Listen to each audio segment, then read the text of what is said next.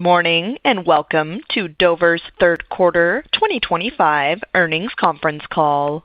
Speaking today are Richard J. Tobin, President and Chief Executive Officer, Chris Winker, Senior Vice President and Chief Financial Officer, and Jack Dickens, Vice President of Investor Relations.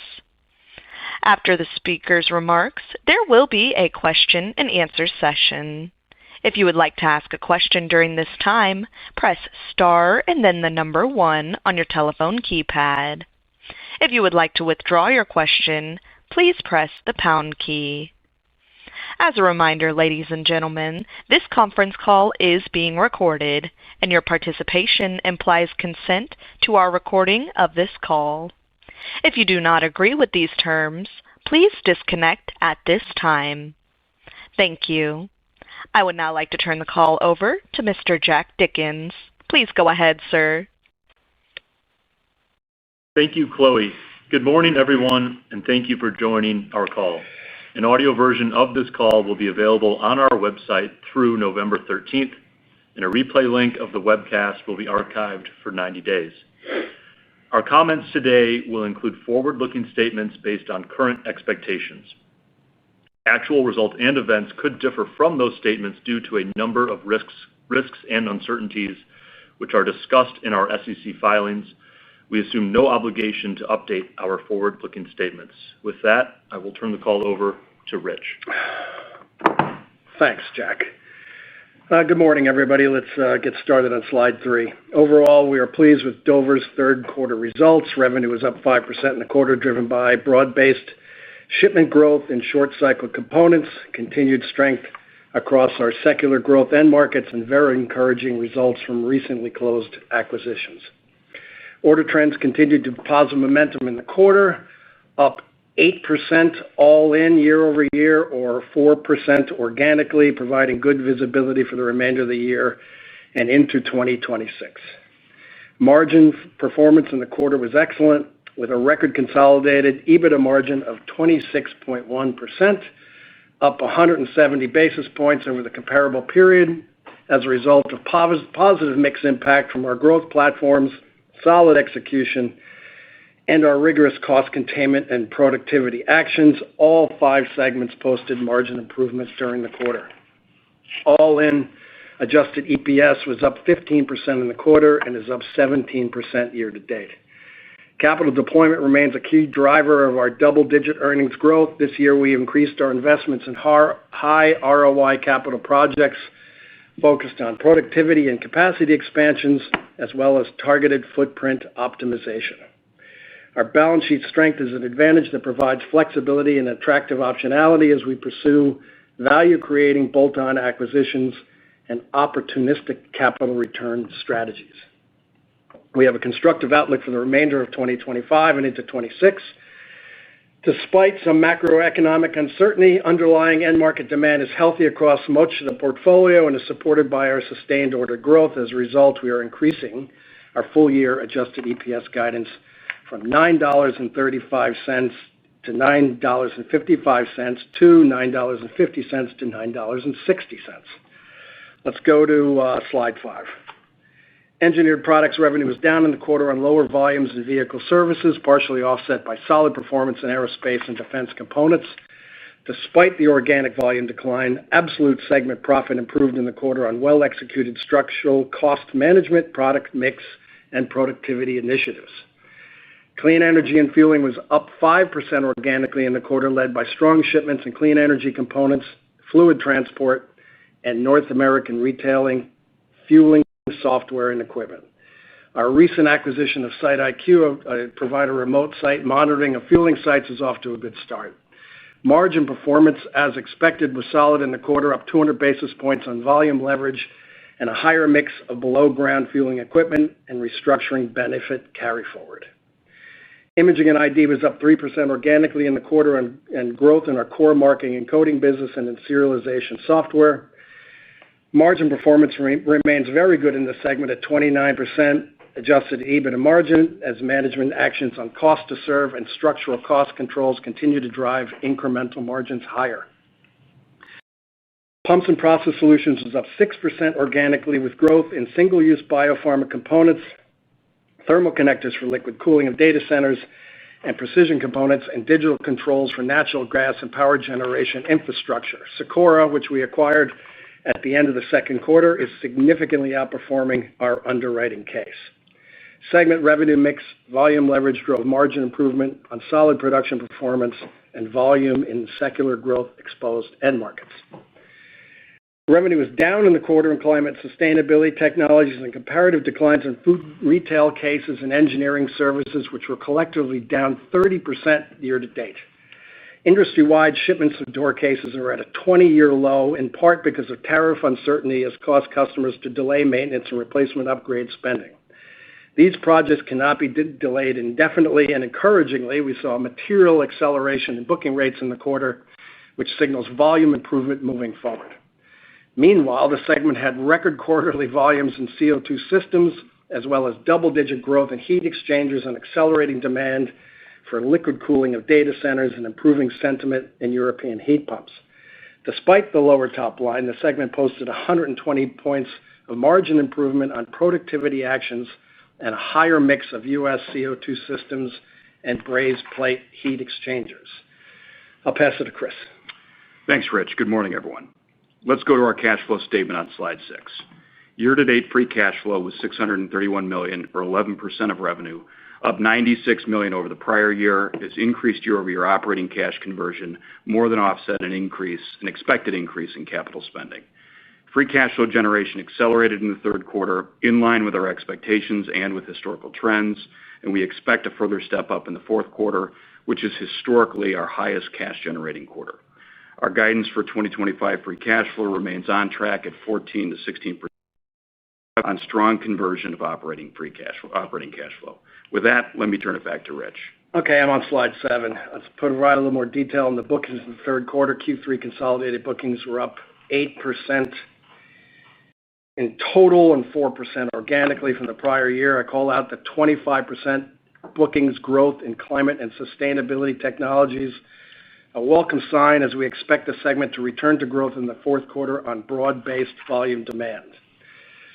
In slide 8, we highlight several end markets that are key drivers of our revenue growth in 2025 and beyond. We are benefiting from major investments in power generation, electricity infrastructure, and artificial intelligence across multiple businesses.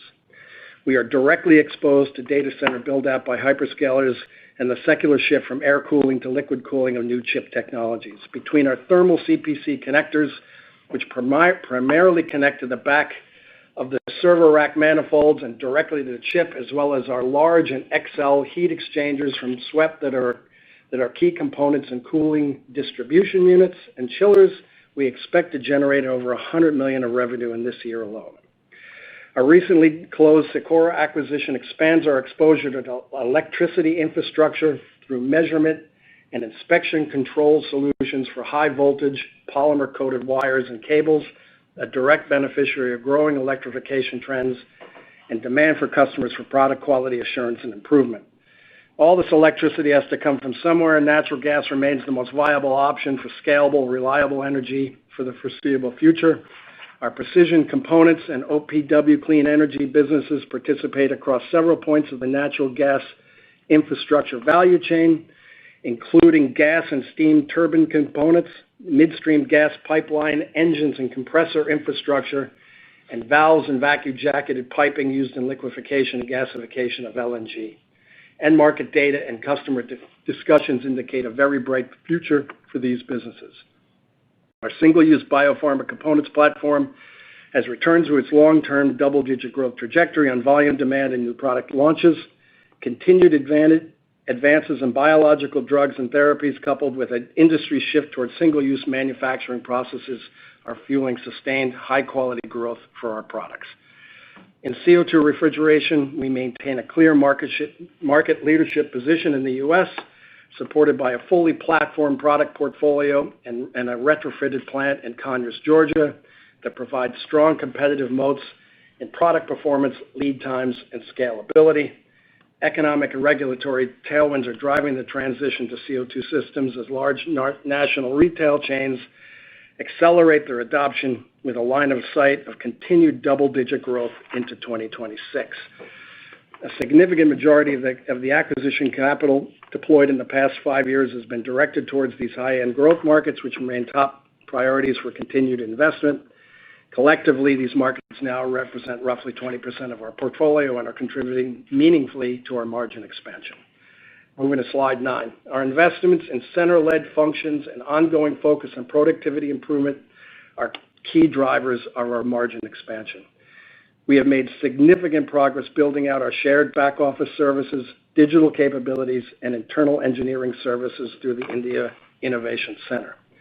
These center-led functions enable our operating companies to concentrate on what matters most: serving customers, driving new product development, and responding to market-specific needs while leveraging Dover's global scale and balance sheet.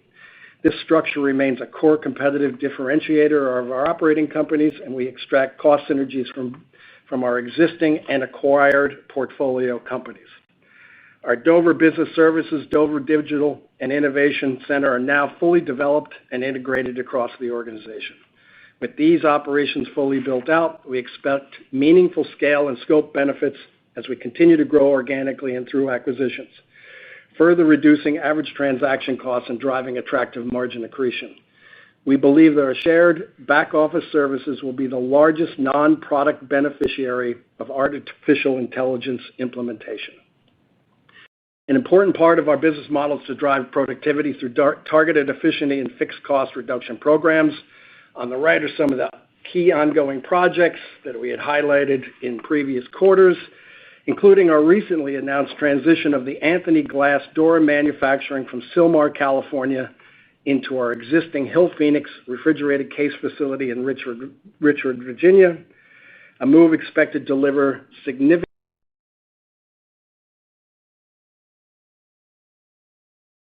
These initiatives are projected to contribute $40 million in incremental carryover benefit in 2026, with additional benefits extending into 2027. Let's finish up on the outlook slide number 10. We expect engineered products to improve sequentially in the fourth quarter on double-digit growth in aerospace and defense components and improving market trends and competitive dynamics within vehicle services. Our outlook in clean energy and fueling remains solid across most of the businesses. North American retail fueling is starting another capital deployment cycle, and the outlook in clean energy components is positive as well. Vehicle wash continues to experience some headwinds, although we would expect that to recover in 2020. Imaging and ID should continue its long-term steady growth trajectory, given its significant recurring revenue base and solid underlying demand, with an additional upside from serialization software. We forecast this segment to continue its double-digit or its single-digit organic trajectory. The outlook for pumps and process solutions is strong and broad-based, with attractive top-line forecasts across single-use biopharma components, thermal connectors for liquid cooling of data centers, and precision components for natural gas infrastructure. Bookings and backlog trends in our long-cycle polymer processing signal improving conditions, and the business should return to growth in the fourth quarter for the first time in over 2 years. And finally, climate and sustainability technologies should grow in the high single digits organically in the fourth quarter on continued strength in CO2 refrigeration systems and heat exchangers, as well as growth in refrigerated door cases from improved booking rates. The full-year guidance is on the left. We expect acceleration in our top line in the fourth quarter, driven by our secular growth businesses and sequential recovery in certain capital goods and markets. We are well positioned as we begin to transition into 2026, and our advantage balance sheet provides attractive optionality to selectively play offense to continue driving shareholder returns. Pass it back to you, Jack.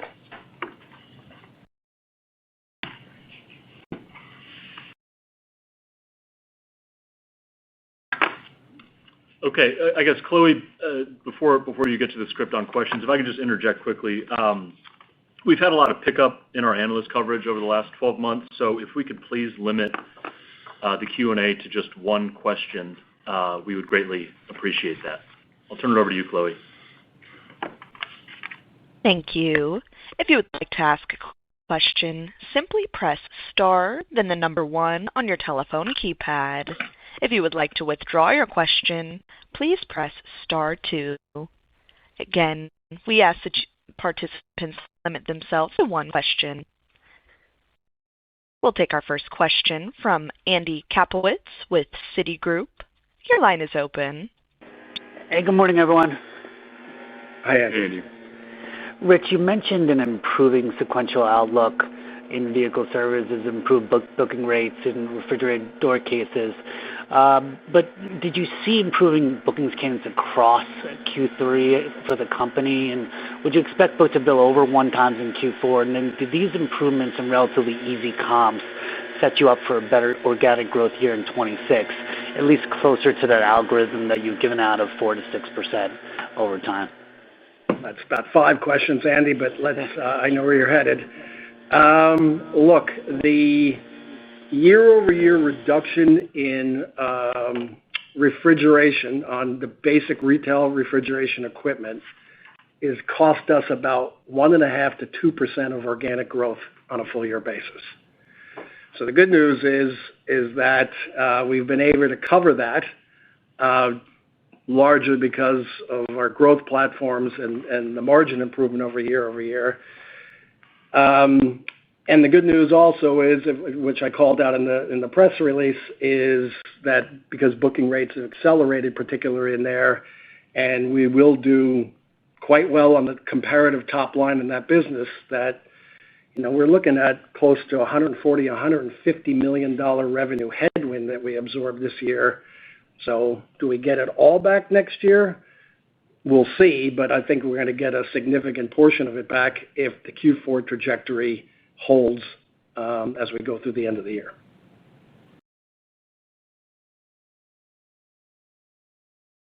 And we'll take our next question from Steve Tusa with J.P. Morgan. Your line is open.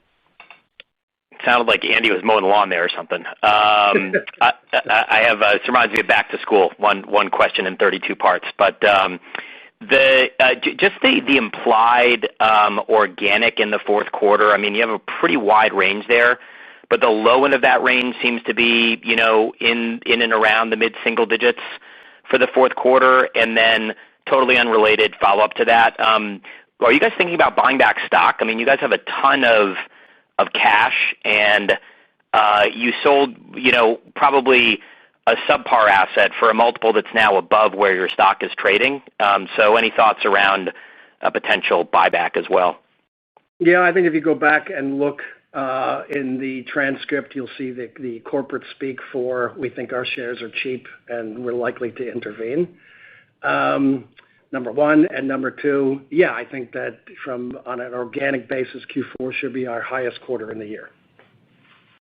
Okay, thanks. Thanks. We'll move next to Jeff Sprague with Vertical Research. Your line is open. Hey, thanks. Good morning. Hey, Rich, just back to the sort of the restructuring. Is this the totality of sort of, what you foreshadowed for us on the Q2 call, or are there sort of other actions in place that could then even be added to this, or is this pretty much in flight what we should expect for 2026? We had a big debate in here whether to not.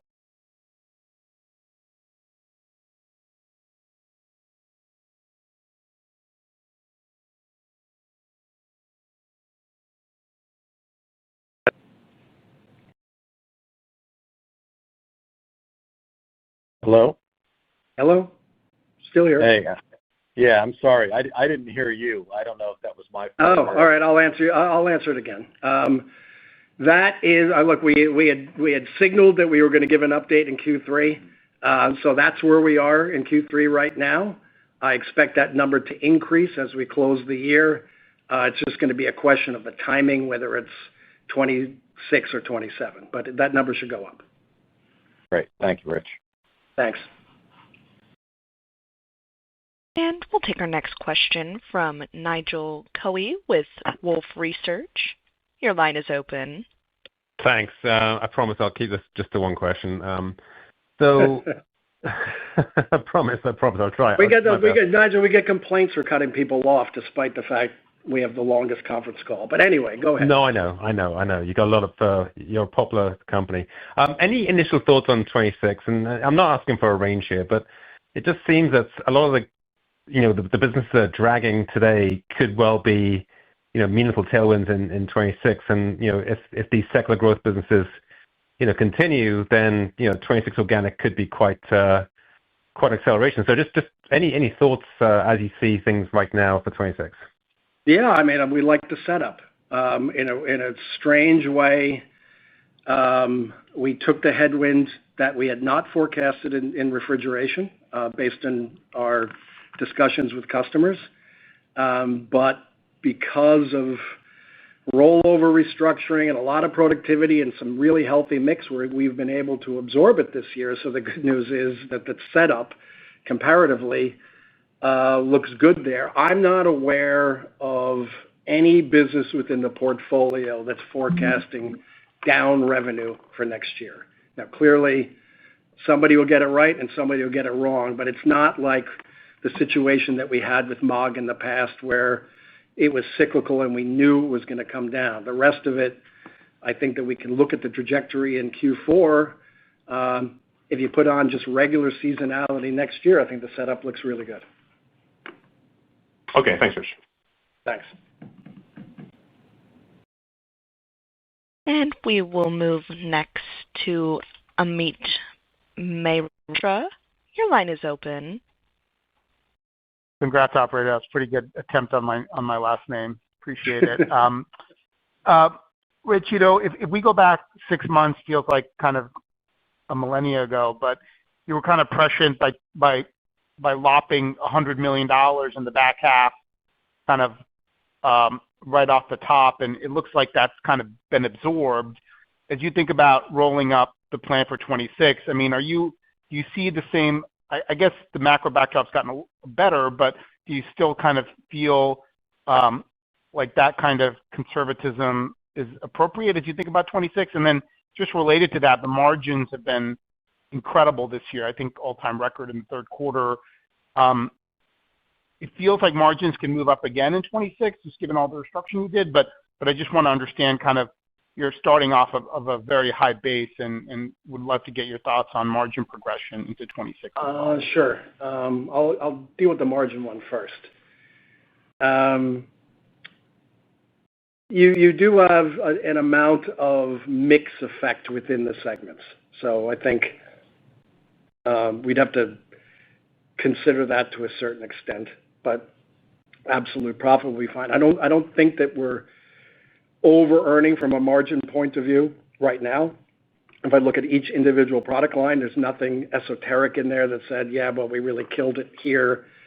So I don't expect them to come down. With the fact, our business model, if we do things correctly, always has rollover, restructuring, and productivity. We can do this every year for multiple years, and that's always a little bit of a hedge that we have for either volatility in the top line or kind of a negative mix change.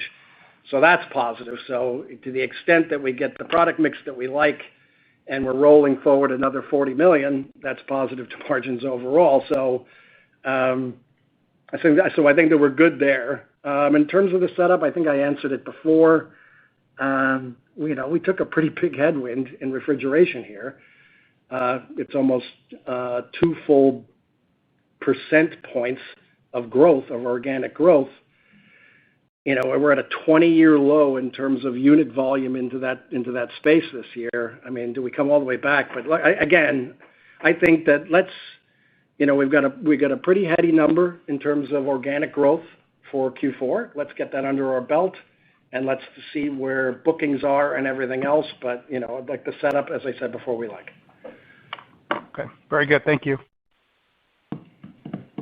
We'll move next to Scott Davis with Melius Research. Your line is open. Hey, good morning, guys. Scott. Can you guys give some context to your data center exposure and kind of terms maybe around content per megawatt or opportunity per megawatt? I mean, do you look at it that way, or or No, I content mean, per look, rack? we have people that try to look at it that way, but to be honest, in terms of participation, it's meaningful for us in terms of the volume and the margin, but in terms of the entire ecosystem and the billions of dollars being spent, we are who we are. Our focus is more getting the spec on the reference products for the reference customers. And that, I think that we've been highly successful in doing that on both the brazed plate heat exchanger side and the thermal connector side. So to the extent that the market grows the way we see it, we don't see a change in the competitive stack in those particular product lines. So if it grows, we'll get our fair share. Okay. I'll pass it on. Thank you, guys. Good luck. Thanks. We'll take our next question from Joe Ritchie with Goldman Sachs. Your line is open. Thanks. Good morning, guys. Hey, Joe. Hey, Rich, can you just give a little bit more color on that Sikora acquisition? I think you said that it was significantly outperforming, so that's great to see. And then maybe just give us an update on your deal pipeline and the potential to do more in the next 12 months. Yeah, sure. Sikora, I think that we had a head start there because we had been working with Sikora with our MOG polymer processing equipment business on our own for our own uses, and then we got to know each other. So we were able to close that because as we learned about the company, not only for our own particular use, but what they were doing and where their exposure was, we really liked it. And, knock wood, it's really done fantastically in Q1, significantly better than our deal model would have incorporated for the base year. We are in the process of integrating Sikora. So, if you take a look at that back office slide that we put in there, in all three areas, we're working pretty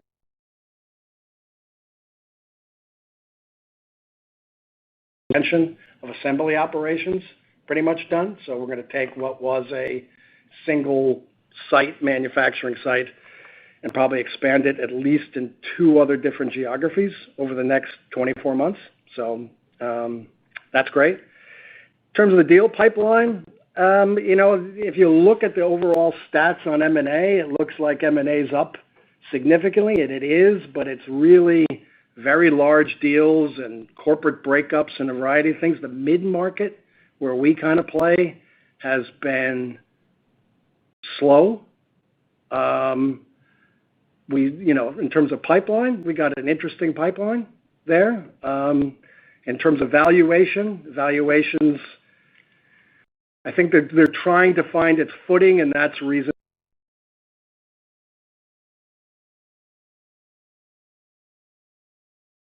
So we're being selective as usual.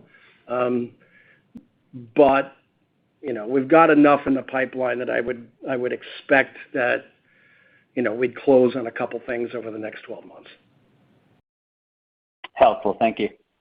Thanks.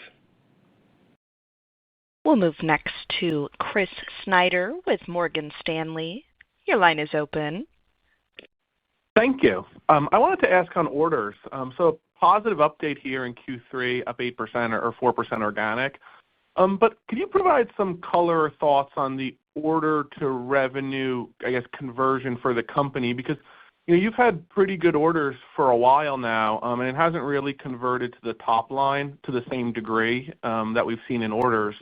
So I guess any kind of thoughts on that? And it seems like going forward, you do expect better conversion, whether it's into Q4 or 26. So thank you.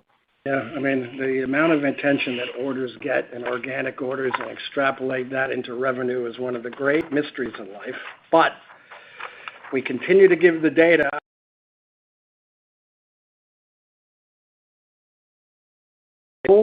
That is more reflective to me than orders, kind of in terms of trajectory and everything. But you're right. Look, at the end of the day, we would have liked organic growth to be higher this year. I think it's been really isolated in two particular businesses. We had an inkling on the vehicle services would probably have a challenging year. We missed it on refrigeration, clearly. The good news about that is we don't believe that is lost revenue. It's just been pushed largely into 26 now, although we'll get a nice uptick next year. So, orders are up. Portfolio is in pretty good shape. I mean, if you see segments, we see it down to the individual operating company basis. As I mentioned to an earlier question, we don't see a cyclical decline in any portion of the portfolio rolling into 26, and that's probably the first time that we can say that in a couple of years. Thank you. I appreciate that. Thanks. We'll take our next question from Joe O'Dea with Wells Fargo. Your line is open. Hi, good morning. Rich, you made the comment about how you're not aware of any businesses in the portfolio that are forecasting revenue down next year. I guess I'm curious about which ones you're most excited about the growth potential, just when you think about coming off of the MAAG swept Belvac kind of situation last year, and now you get sort of cases and doors and the vehicle lift side. And so just thinking about what could be poised to sort of deliver kind of growth that you're getting excited about next year. Sure. We highlight the growth platform, so I think you can go take a look at that. We think that we are in what should be a 2 to 3 to 4 year CapEx cycle in the fueling business overall, inclusive of the cryogenic components and everything that we bought in that space. So I think what was our growth this quarter, like 5 organic? Yeah. Which is pretty good overall. And we don't see that slowing for the foreseeable future for a variety of reasons, whether it's customer CapEx or regulatory and everything else. Refrigeration, I think we've beaten that one to death at this point. I know Belvac is growing this year. I think it will grow some next year, but that's not going to move the needle in comparison to refrigeration and what's happening in brazed plate heat exchangers. Vehicle services, we'll see. I mean, it's been a tough year because a lot of that is exposure to Europe. It's a little bit early to make a call on Europe, but I don't expect it to decline going forward. And the management's done a really great job on the cost structure. So even despite the top line headwind that you see this year,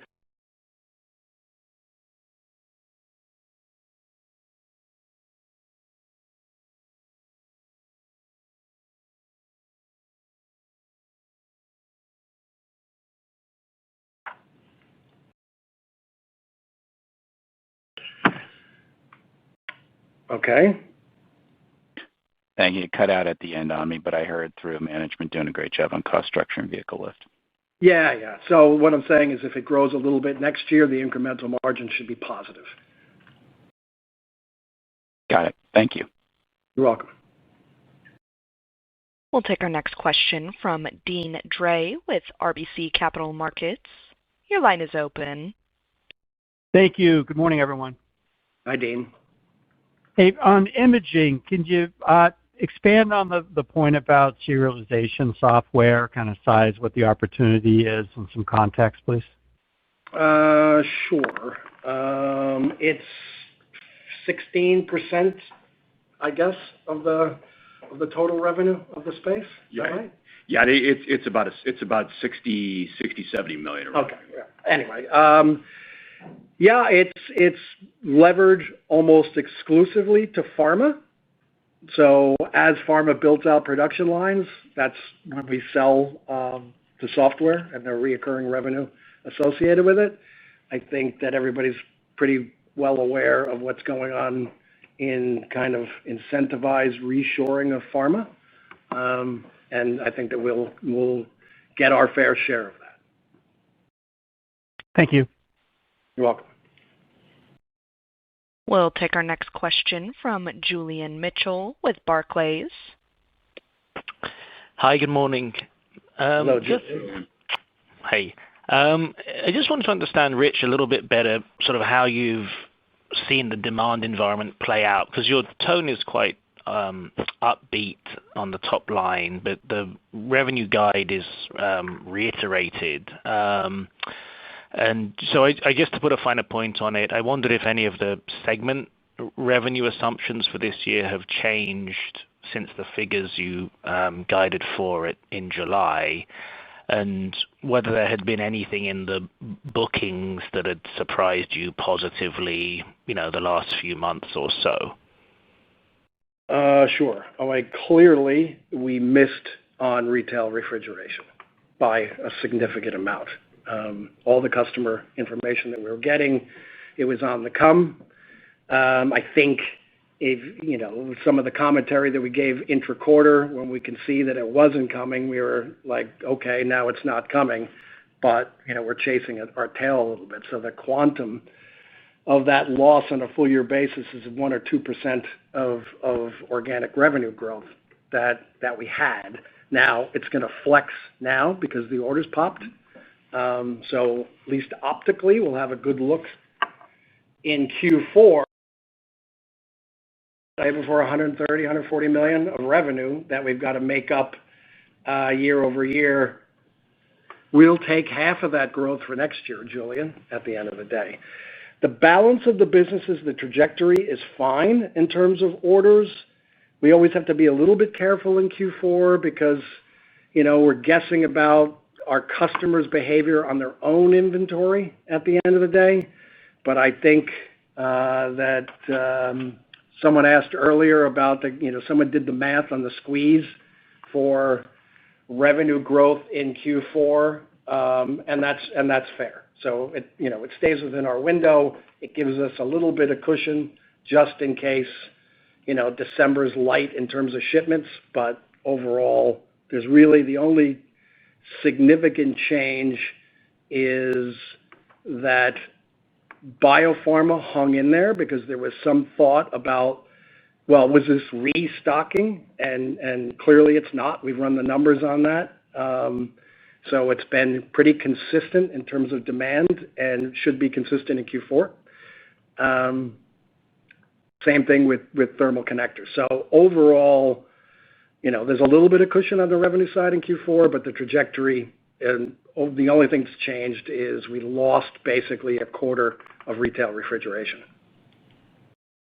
Great. Thank you. Thanks. And I would now like to turn the call back to the presenters for any additional or closing remarks. No, Chloe, you can wrap up. Certainly. Thank you, everyone. This concludes our question and answer period and Dover's third quarter 2025 earnings conference call. You may now disconnect your line at this time and have a wonderful day.